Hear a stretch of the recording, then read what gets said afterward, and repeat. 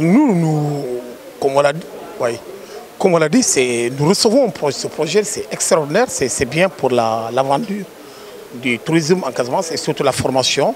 Ça fait plusieurs années que nous demandons ce centre pour former d'une façon théorique et pratique les apprenants.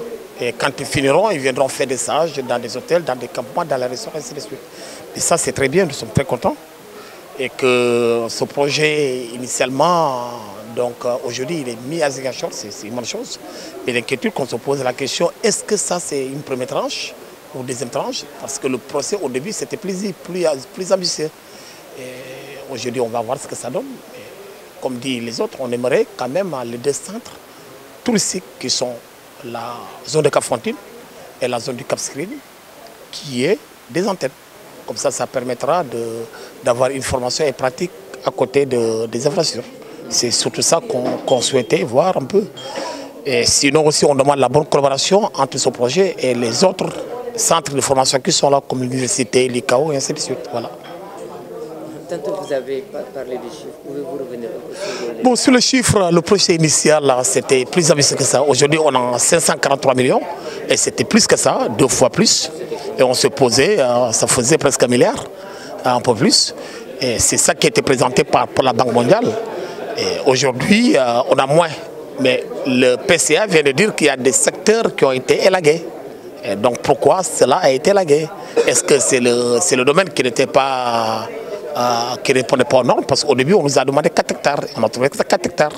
Et aujourd'hui c'est considéré dans un site qui a moins de 4 hectares. Et donc c'est les questions qu'on posait pour savoir est-ce qu'il n'y aurait pas une première tranche ou deuxième tranche où ils veulent qu'on les donne dans un terrain plus excentré que ça pour avoir le financement et avoir tous les modules qui ont été annoncés d'avance. Tantôt vous avez parlé en tout cas du terrain qui devrait recevoir en tout cas la construction de ce projet. Non, au début, ils voulaient 4 hectares. Et le maire de Ziguinchor dit qu'il ne pouvait pas. Et on a eu le maire d'Ossui qui a répondu présent. On a demandé le maire d'Ossui aussi, le deuxième maire, qui avait dit qu'il pouvait donner cette superficie. Mais au dernier moment, on a eu Ziguinchor, on dit bravo. Mais est-ce que cette superficie à Ziguinchor, ça suffit ou ça nécessite d'avoir un domaine plus important? Mais nous souhaiterons avoir un terrain plus important pour avoir tous les modules, toutes les parties demandées au début. Tantôt, il y a le président des guides touristiques. Des guides touristiques oui. Qui a évoqué le cas des guides touristiques. Oui. Qu'est-ce que vous en dites avec le projet? Non, c'est tout mon projet. Mais un guide. C'est un oubli ou bien c'est... Mais c'est pas un oubli. Je crois que la formation des guides nécessite un certain niveau aussi, comme disait Bouba. Accompagnateur et guide touristique, c'est différent. On a beaucoup d'accompagnateurs, mais les guides touristiques, ça demande une formation, ça demande un certain niveau. Et avoir un certain niveau d'instruction, avoir assez de culture.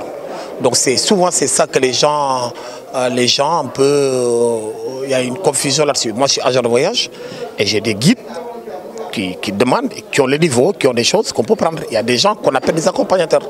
Mais un accompagnateur et un guide c'est différent. Mais donc on aura dans le module peut-être des séances pour former des vrais guides et des accompagnateurs. Ça c'est important de préciser ça. Parce qu'un guide qui a une licence ou bien un guide qui a le BFM, c'est différent.